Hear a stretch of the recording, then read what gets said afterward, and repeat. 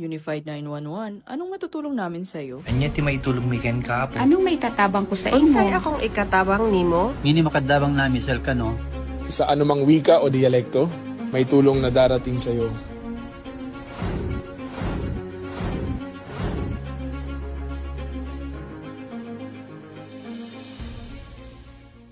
Lilingkod sa bawat Pilipino at magbibigay ng tamang impormasyon para sa tahimik at maayos na Pilipinas. Police News Network, alagad ng batas, tagapagtaguyod ng balitang pulis, sandigan ng mamamayan, patnubay ng katotohanan.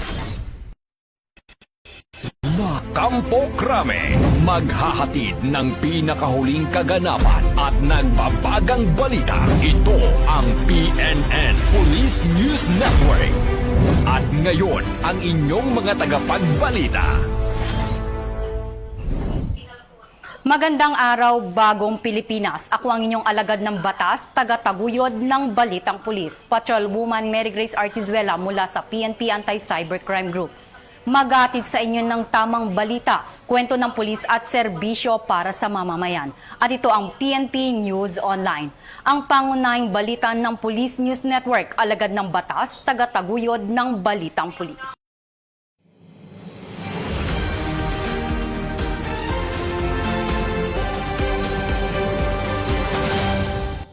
At narito ang mga balitang hatid ng ating PNN correspondents mula sa iba't ibang panig ng bansa.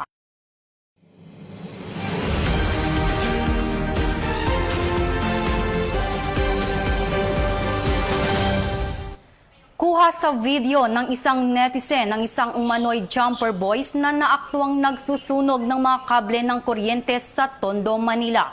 Agad namang naaresto ang mga ito matapos rumisponde ang mga pulis Maynila sa naturang insidente. Nakatutok dyan si Police Staff Sergeant Leonel Morfon. Isang netizen ang nagbahagi ng video na nagpapakita ng ilang jumper boys sa kahabaan ng Mel Lopez Boulevard sa Tondo, Maynila. Ayon sa investigasyon, naaktuhan umano ang mga sospek habang sinusunog ang mga kable ng kuryente o copper wires sa nasabing lugar. Kaagad silang inaresto ng mga responding pulis at ipinaalam ang kanilang mga karapatan. Sa tuloy-tuloy na operasyon ng mga pulis Maynila noong April 29, 2026, bandang 1:00 ng hapon, sa isang barangay sa Tondo, naaresto ang isang 22 anyos na sospek na kinilalang si alias Igme at isang minor de edad. Nakumpiska mula sa mga sospek ang isang bungkos ng sinunog na copper wires. Kasalukuyan namang nasa kustodiya ng Rahabago Police Station ang sospek na nahaharap sa reklamong paglabag sa Section 48 ng Republic Act 9003 o ang Ecological Solid Waste Management Act of 2000. Habang ang minor de edad naman ay na-turn over sa Reception Action Center o RAC ng Manila Department of Social Welfare kasama ng kanyang magulang para sa kaukulang proseso o interbensyon. Mula dito sa Manila Police District, ako si Police Staff Sergeant Lionel Morpon, alagad ng batas, taga-taguyod ng Balitang Pulis.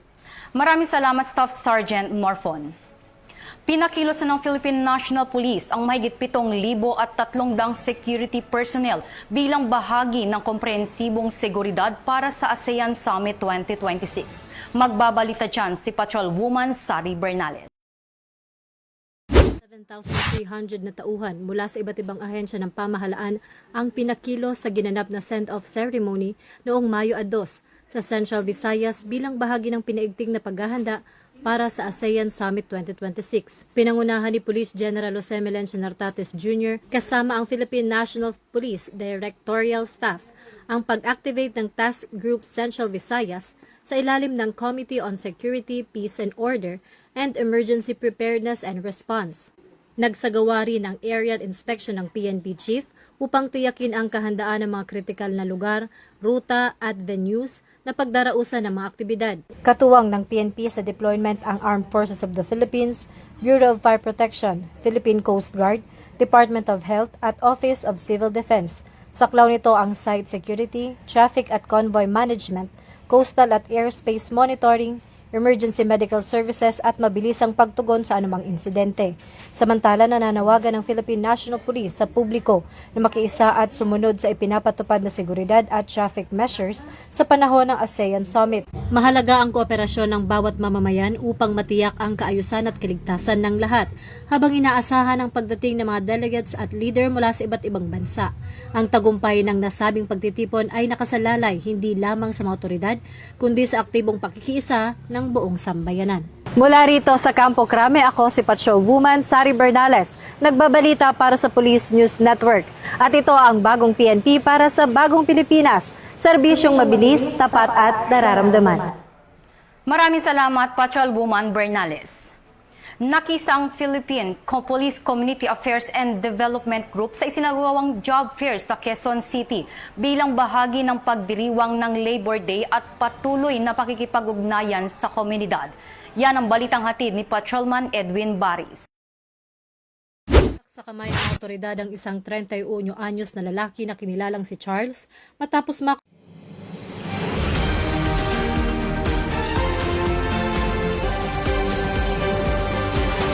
Magandang araw, bagong Pilipinas, Patrolman Edwin Baris ng Police News Network.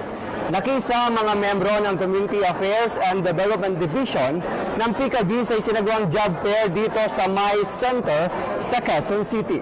Nagsagawa rin na ang PICAG ng distribution of IEC materials tungkol sa RA 9262 o Violence Against Women and Their Children Act at Crime Prevention Safety Tips. Aabot naman sa mahigit 165,000 na alok na trabaho sa mga manggagawang Pilipino ayon sa Department of Labor and Employment o DOLE. Isinagawa ang mga job fair sa iba't ibang panig ng bansa, kabilang ang mga pangunahing lungsod kung saan inaasahang dadagsa ang mga aplikante. Kaya nagpapasalamat po ako sa sa event na to na job fair ngayong May 1 dahil katulad ko na makapaghanap po ng mga trabaho lalo na po yung mga fresh graduate na bibigyan po sila ng pagkakataon. Katulad ko na kahit walang experience ay magkakaroon po sila ng work. May chance ako. Ayun na po. Maraming salamat po. Kapansin-pansin din ang presensya ng Quezon City Police District sa naturang lugar upang masiguro ang seguridad at kaligtasan ng bawat mag-a-apply ng trabaho. Layunin ng PNP na masiguro ang mapayapang pagdaraos ng mga aktibidad at agarang maaresponde sa anumang posibleng insidente. Kami, ang bagong PNP para sa bagong Pilipinas ay nakikiisa sa 124th Labor Day anniversary dito sa MICE Quezon City. Ang PNP ay nandito upang makiisa sa mga nag-a-apply sa job fair ng DOLE dahil kami ay naniniwala na ito ay isang paraan upang masugpo ang kriminalidad. Pag may trabaho, mababa ang kriminalidad. At dito, ating naiugnay ang komunidad at ang kapulisan upang maging aktibo para sa kaunlaran ng ating bansa. Mabuhay ang Labor Day, mabuhay ang manggagawang Pilipino. Ito ang bagong PNP para sa bagong Pilipinas. Serbisyong mabilis, tapat at nararamdaman. Mula dito sa May Center sa Quezon City, ako si Patrolman Edwin Baris, nagbabalita para sa Police News Network. Alagad ng batas, tagataguyod ng Balitang Pulis. Maraming salamat, Patrolman Baris. Walang takas sa mga otoridad ang isang delivery rider na isa umanong high-value target matapos makumpiskahan ng mahigit 4 na milyong pisong halaga ng shabu sa Lucena City. Muling magbabalita dyan si Patrolwoman Sari Bernales. Sa kamay ng otoridad ang isang 31 anyos na lalaki na kinilalang si Charles matapos makuhanan ng tinatayang 4.59 milyon na halaga ng pinaghihinalaang shabu sa isang bypass operation sa barangay Ibabang Iyam, Lucena City noong gabi ng Mayo 1. Ayon kay Police Lieutenant Colonel Ryan Hernandez, hepe ng Lucena City, nakuha mula sa sospek ang humigit kumulang 225 gramo ng droga na nakasilid sa 6 na plastic bag at isang sachet. Ang sospek na gumagamit umano ng kanyang trabaho bilang delivery rider ang ginawang front sa iligal na aktibidad. Tinagurian siyang high-value individual na posibleng may koneksyon sa isang sindikato ng droga. Ayon sa pamunuan, ang tagumpay ng operasyon ay hindi lamang nasusukat sa dami ng nakumpiskang kontrabando, kundi sa dami ng buhay na nailigtas mula sa panganib ng iligal na droga. Kasunod nito, nananawagan ang kapulisan sa publiko na manatiling mapagmatsyag at huwag mag-atubiling iulat ang anumang kahina-hinalang aktibidad sa kanilang paligid. Binigyang din ng mga otoridad na ang kaligtasan ng komunidad ay nakasalalay sa pagkakaisa ng mga mamamayan at ng pulisya upang tuluyang maputol ang supply ng droga sa lalawigan. Sa ngayon, ang suspect ay nasa ilalim na ng kustudiya ng pulisya at naharap sa mabibigat na kasong paglabag sa Republic Act 9165 o ang Comprehensive Dangerous Drugs Act of 2002. Mula rito sa Campo Crame, ako si Patrolwoman Sari Bernales, nagbabalita para sa Police News Network. At ito ang bagong PNP para sa bagong Pilipinas, serbisyong mabilis, tapat at nararamdaman.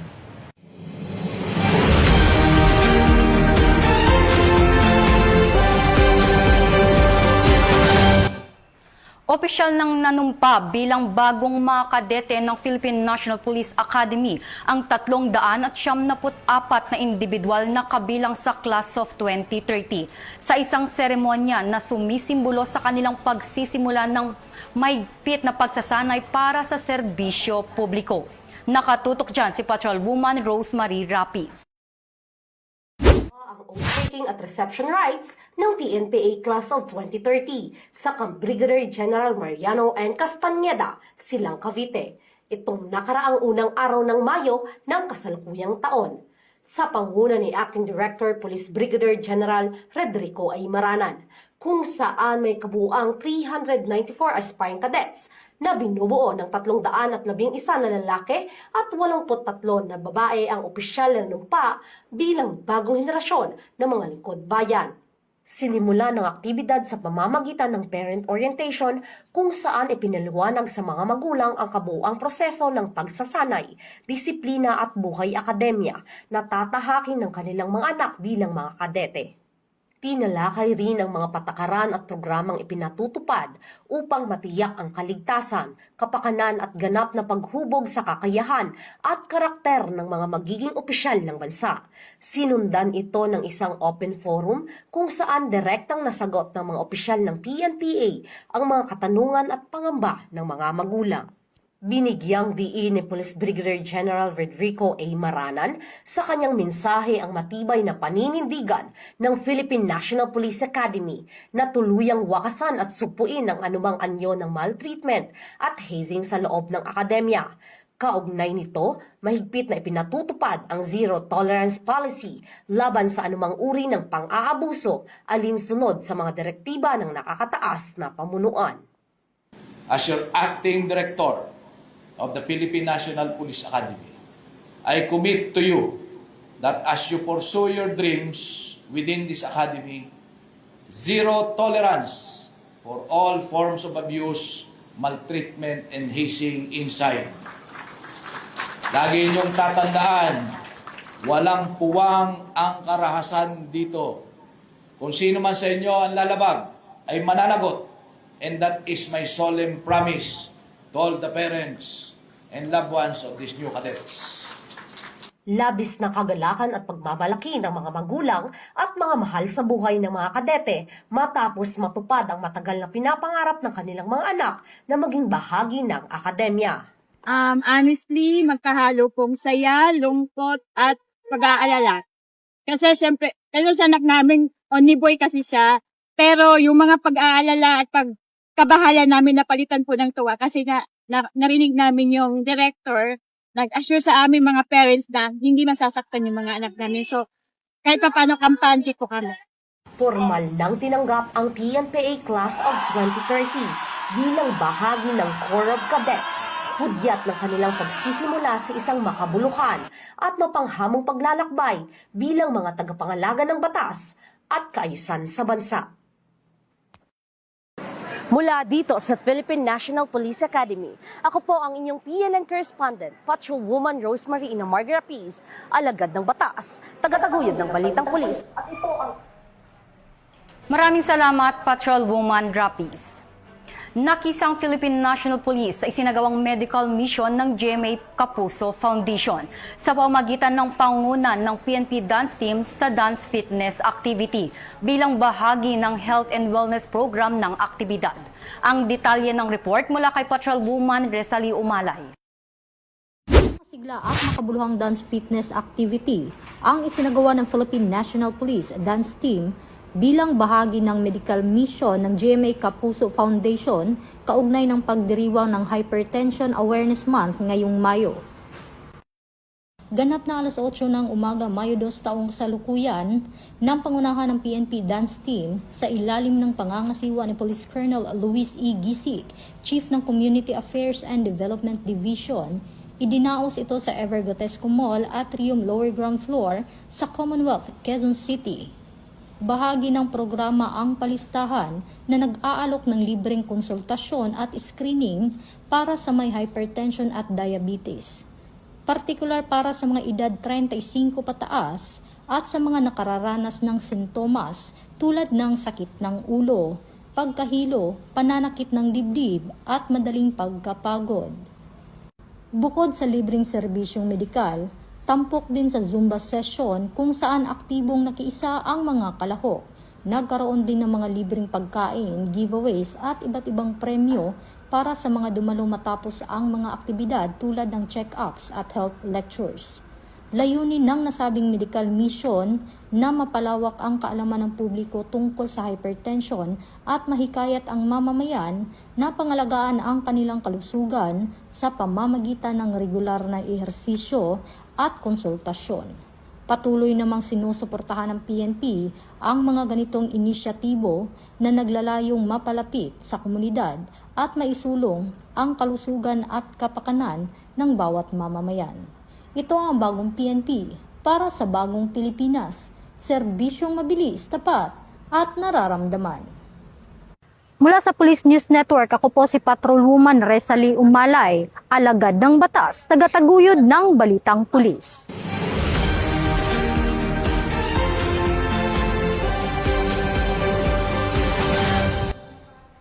At yan ang mga balitang nakalap ng ating PNN correspondents mula Luzon, Visayas at Mindanao.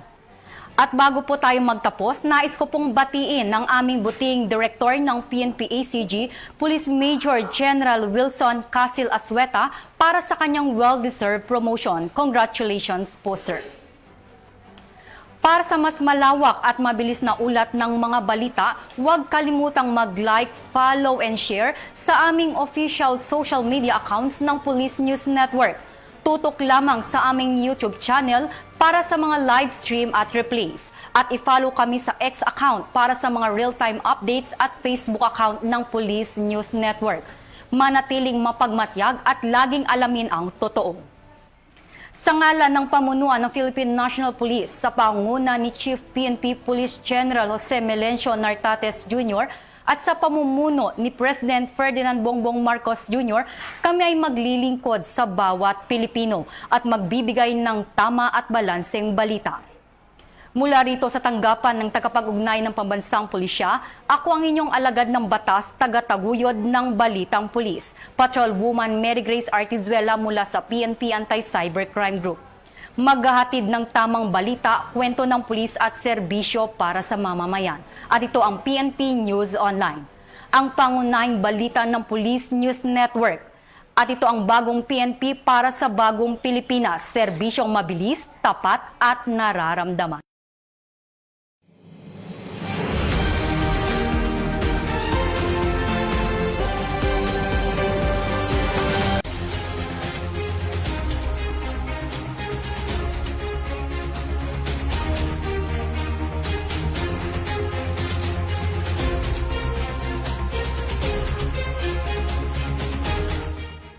Police News Network, alagad ng batas, tagapagtaguyod ng balitang pulis.